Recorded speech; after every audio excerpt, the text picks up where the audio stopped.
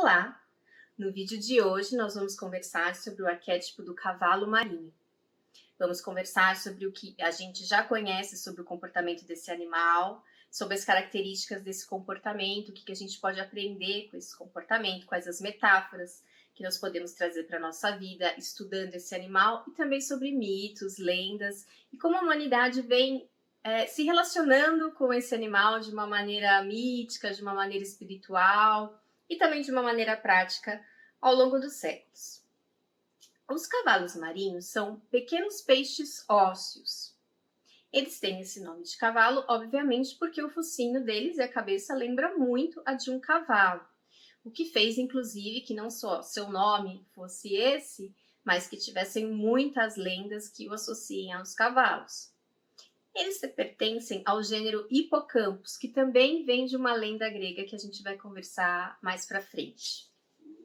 Eles são bem pequenos, como eu disse, no máximo eles atingem cerca de 36 centímetros, e no planeta Terra como um todo, segundo as fontes mais recentes que eu pesquisei, existem cerca de 48 espécies de cavalos marinhos já catalogados, e aqui em terras brasileiras ocorreriam 3 espécies. A mais comum delas seria o cavalo marinho de focinho longo, mas também tem o cavalo marinho raiado e o cavalo marinho patagônico, que foi descoberto recentemente, na década de 2000. Os cavalos marinhos, eles possuem um exoesqueleto ósseo. São placas ósseas, aqui dá para ver melhor no meu desenho, que são fundidas e elas formam como se fosse uma armadura para esse peixe. O que aí a gente já vai conversar sobre uma primeira metáfora que nós podemos criar, né, com essa questão da armadura. Então, o cavalo marinho está totalmente ligado à proteção, a criar uma armadura. Ele é um peixe muito frágil, ele é muito pequenininho.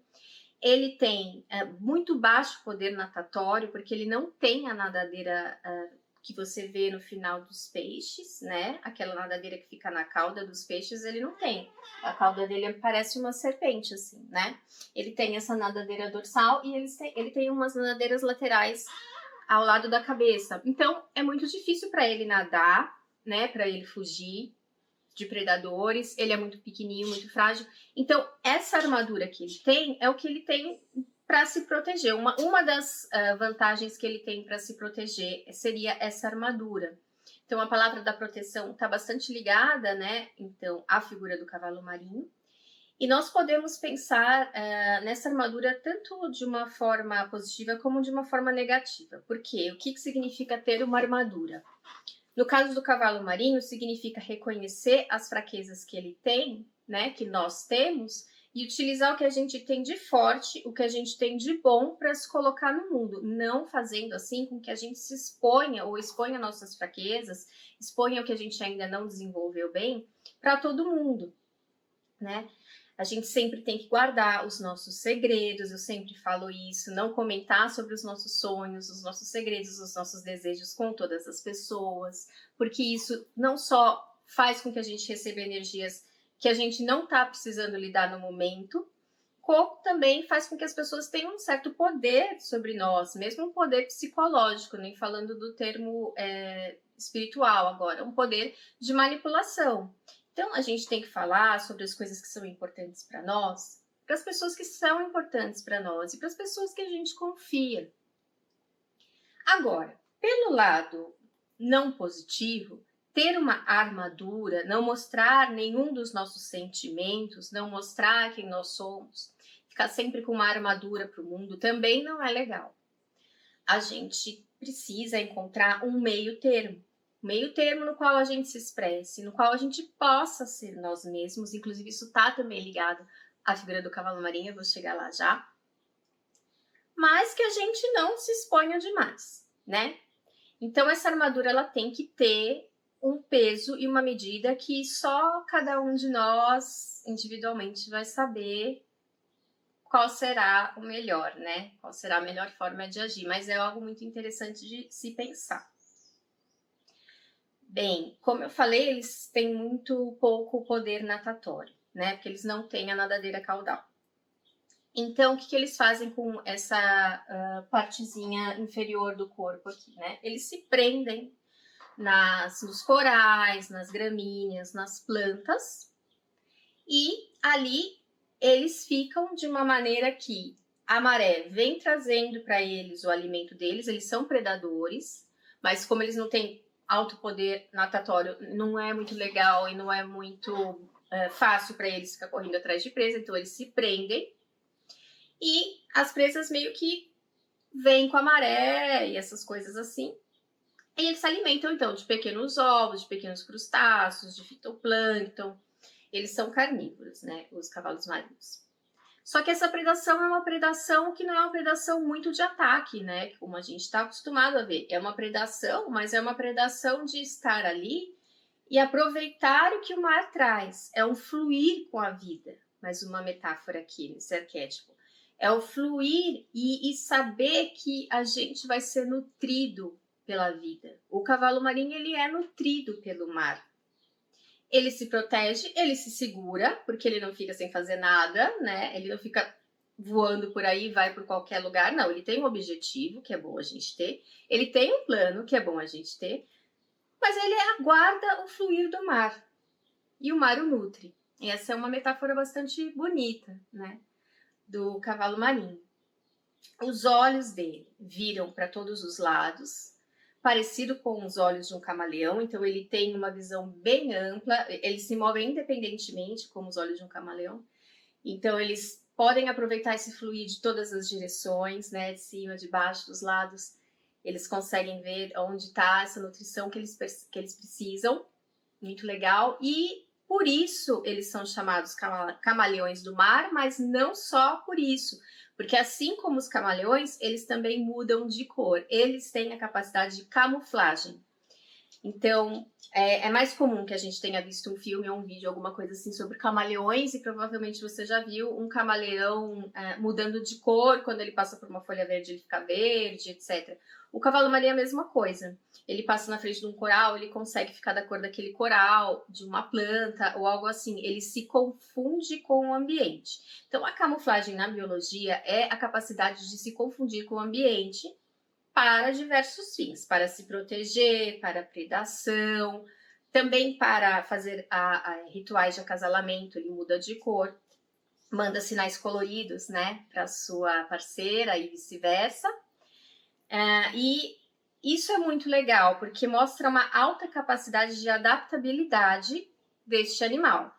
E claro, se adaptar às situações, ficar no fluir da vida e perceber qual é o momento que vai fluir coisa boa, qual é o momento de eu me deixar levar um pouquinho mais para lá com essa maré, é muito importante na nossa vida, né? Então fica aí essa lição muito bonita do cavalo marinho, que é estar aberto para o fluir da vida, mas também saber se proteger quando o que vem não é tão legal. Então, se o que vem não é tão legal, eu mudo de cor, eu fico mais cinza, eu fico mais quietinho. Se eu quero chamar atenção, eu mudo de cor, fico mais vermelho. Se eu quero uma estratégia legal, eu mudo de cor para que aquela coisa venha até mim. Claro, eu estou falando cor, mas a gente pode entender como emoção, como atitude, como comportamento.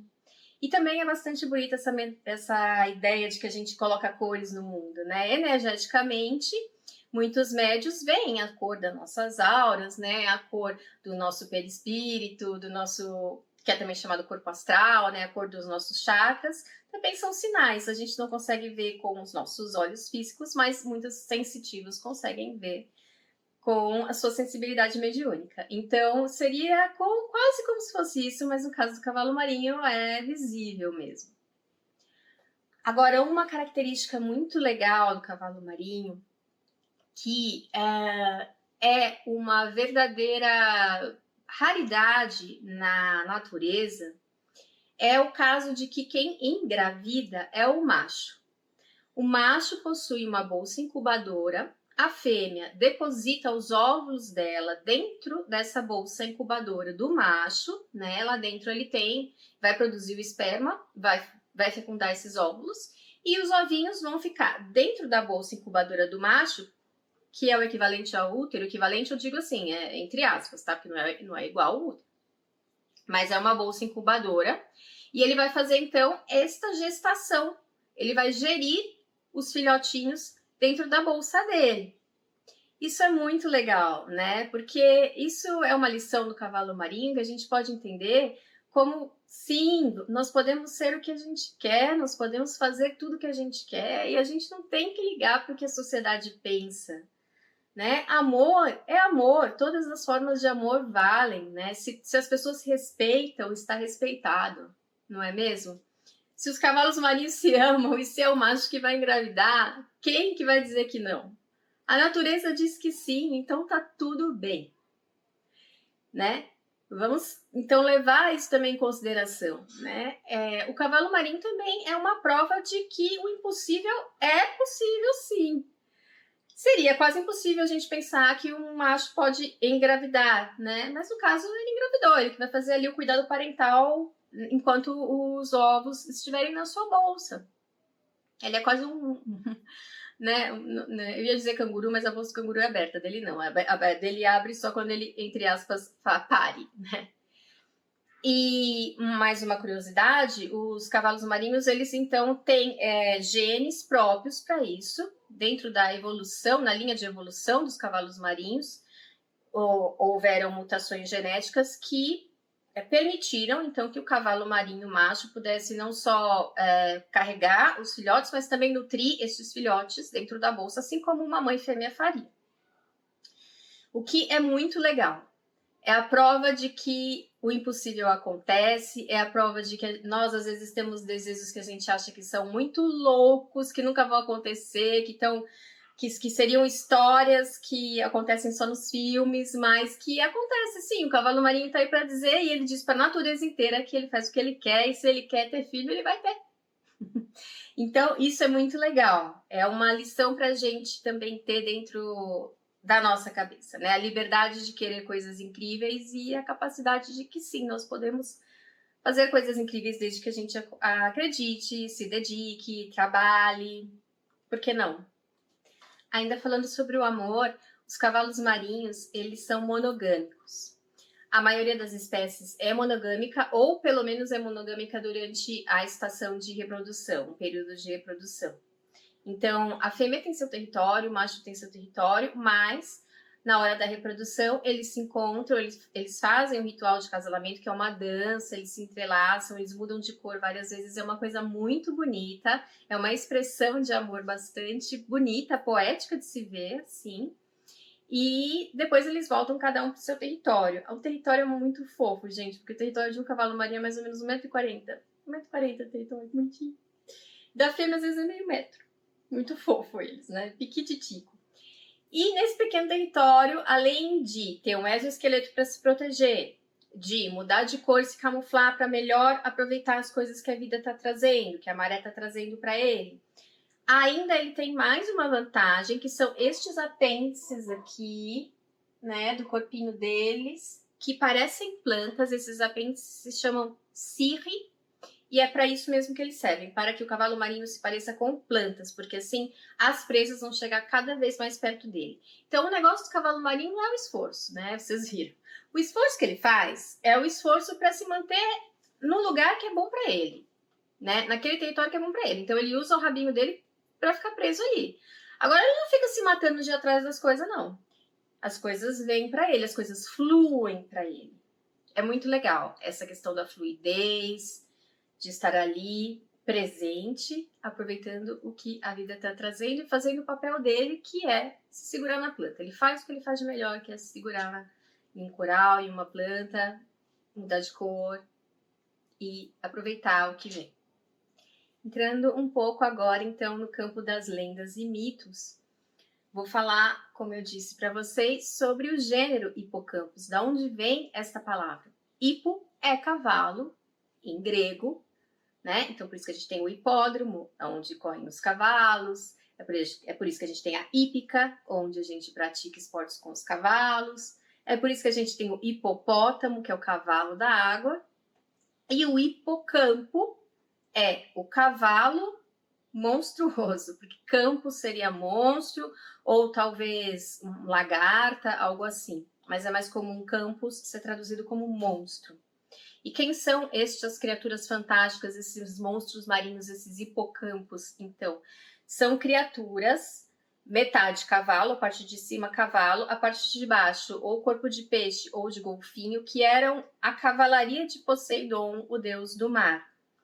Então, Poseidon teria criado os hipocampos a partir da espuma do mar, assim como Afrodite nasce, a deusa Afrodite nasce da espuma do mar, os hipocampos também nasceram dessa espuma branca do mar. Eles seriam cavalos, teriam essa cabeça de cavalo, mas seriam guelras, partes de peixe, né?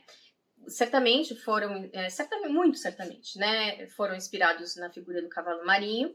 Então, quando as ondas subiam, as ondas seriam os próprios hipocampos e o deus Netuno, em romano, ou o Poseidon, em grego, cavalgaria estas ondas com seus hipocampos, que puxariam sua carruagem.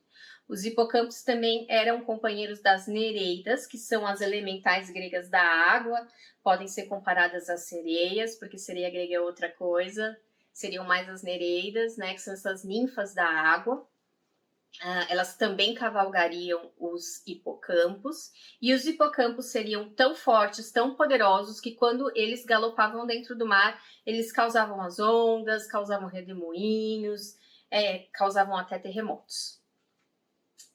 Os hipocampos, eles, como eu disse, como a cultura romana bebeu muito da cultura grega, eles também aparecem bastante nos mitos romanos, né?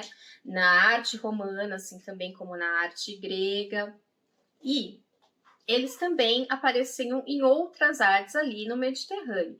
Existem imagens de hipocampos ou de cavalos, monstros ou seres fantásticos com parte de cavalo e parte de peixe, em todo o Mediterrâneo, e a gente pode dizer que em muitas das culturas da antiguidade nós encontramos imagens desses seres, assim, fantástico, pelo menos.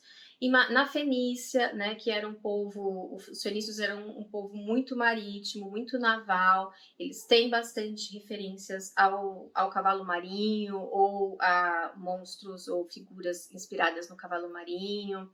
Eles colocavam essas imagens nos túmulos, nas tumbas, provavelmente para que esses cavalos marinhos ajudassem essas pessoas em sua caminhada depois da morte. Então, o mar, ele é um âmbito feminino e ele é um âmbito muito ligado ao inconsciente. E essa questão da morte, de não saber o que acontece depois da morte, muitas vezes esses animais marinhos, eles estão presentes exatamente por causa disso, para que ajude a pessoa a sair dessa inconsciência e para que ela chegue, então, na sua outra vida após a morte, guia essa pessoa, né? Eles aparecem em elementos da arte etrusca, que é uma cultura anterior aos romanos ali na Itália. Eles aparecem isso é muito raro mesmo, mas existe a menção de uma imagem de um cavalo marinho em uma tumba egípcia. Não é comum o cavalo marinho na arte egípcia, mas existe também. Cavalos marinhos, além de estarem presentes lá por toda a antiguidade do Mediterrâneo, também aparecem em imagens da Índia antiga. Eles foram, essa mitologia grega, né, principalmente a mitologia grega, ela foi se espalhando ali pelo Mediterrâneo e ela chegou, obviamente, na Idade Média. E na Idade Média, nós podemos ver que os cavalos marinhos, eles fizeram parte da heráldica da Idade Média, né? Que são essas imagens que servem como, às vezes, símbolos de famílias importantes, símbolos de reinados, símbolos de agrupamentos humanos importantes. Eles continuaram ali no imaginário europeu. Inclusive, né, nós sabemos que na Idade Média foram produzidos inúmeros manuais sobre criaturas fantásticas que são incríveis, porque a gente consegue perceber que eles foram produzidos por pessoas que nunca viram esses animais na realidade, porque a representação dos animais em si, nem falando sobre os fantásticos, é muito engraçada, é muito legal, e também tem a dos animais fantásticos. Então existia um animal, né, nessa época medieval na Europeia, que era chamado cavalo d'água, e esse cavalo d'água era parte peixe, parte cavalo, e provavelmente era inspirado também na imagem do cavalo marinho. Falando ainda sobre a Europa, chegando ali nos celtas, também existe uma criatura que tem muitos nomes, que é muito famosa, principalmente na Irlanda e na Escócia, mas o nome mais comum dessa criatura é Kelpie. Os Kelpies geralmente são bem malvados, eles não são doces como os cavalos marinhos podem ser, a gente pode ver hoje eles como criaturas doces, mas os Kelpies para os celtas eles eram mais do mal. Raramente eles ajudavam o humano. Esses Kelpies eles habitavam lagos e dentro desses lagos eles saíam de dentro desses lagos na forma de um cavalo, vamos dizer assim, normal mesmo, só que com umas algas, umas coisas meio de mar, assim, meio de lago. E aí eles ficavam lá meio que enganando as pessoas para alguém se interessar por eles de alguma forma, se interessar em capturá-los para usar como montaria ou algo assim. E aí quando acontecia isso, eles agarravam na pessoa, jogavam para dentro do lago e se alimentavam dessa pessoa. Então realmente não eram criaturas muito boazinhas na visão dos celtas. Indo mais longe, lá para um passado mais distante, nós podemos falar da Austrália, dos aborígenes da Austrália, e isso a gente está falando de épocas assim muito realmente antigas, épocas em que esses aborígenes chegaram à Austrália e que fizeram suas primeiras pinturas rupestres. De forma geral, essas culturas aborígenes da Austrália, que são muitas, mas eu vou falar aqui de uma forma geral, elas acreditam que antes de existirem os humanos, existia o tempo dos sonhos, o mundo dos sonhos.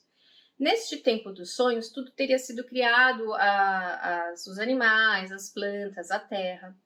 E quem foi o responsável por criar as paisagens, por criar os lagos, os mares, os rios, as montanhas, foi a serpente do arco-íris. Essa serpente do arco-íris, é claro, o próprio nome já diz, normalmente é representada como uma serpente.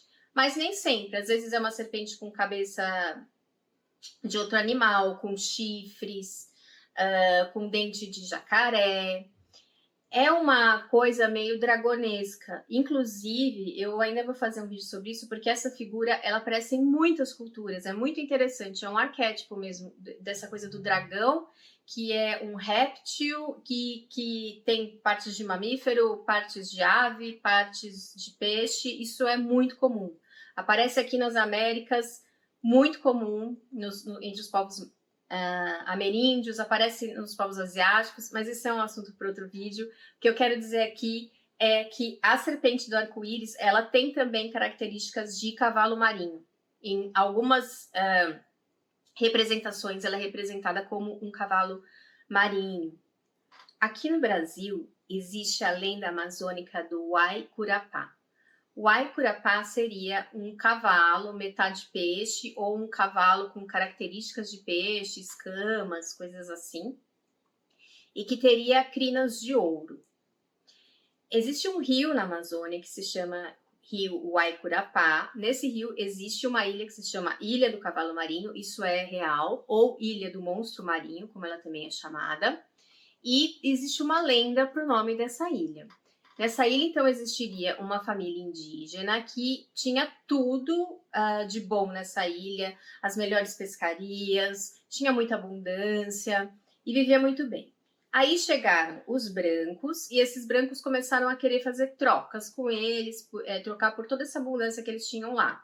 E eles se encantaram por essa materialidade trazida por esses forasteiros e acabaram com essa atitude, saindo daquela condição de paraíso que eles estavam, né? Porque é um pouco parecida essa história com a história de Adão e Eva, que estavam no paraíso e que podiam tudo, mas que aí caíram em tentação e começaram a se ligar muito ao mundo material, às coisas materiais, né?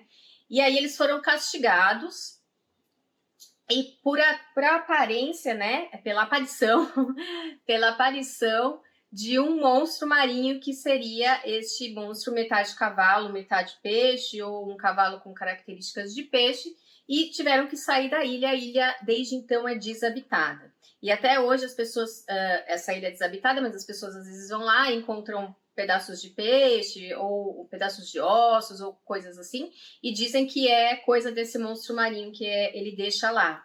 Também existe a crença de quem encontrar este ser vai ficar rico, porque ele tem cabelos de ouro, então com esses cabelos de ouro a pessoa poderia ficar rica. Na China, o cavalo marinho é tido em muita alta consideração, porque ele é considerado um dragão. E como eu falei para vocês, o dragão é uma figura que está presente em muitas culturas, e na cultura chinesa, o dragão é muito positivo. O dragão é um espírito da natureza muito poderoso e muito positivo, ligado aos elementos da natureza. E eles associam a figura do cavalo marinho com paciência, né? Porque afinal de contas ele fica lá esperando as águas, com proteção, com abundância e com sorte. A proteção, né, ligada também com essa questão do exoesqueleto e tudo mais.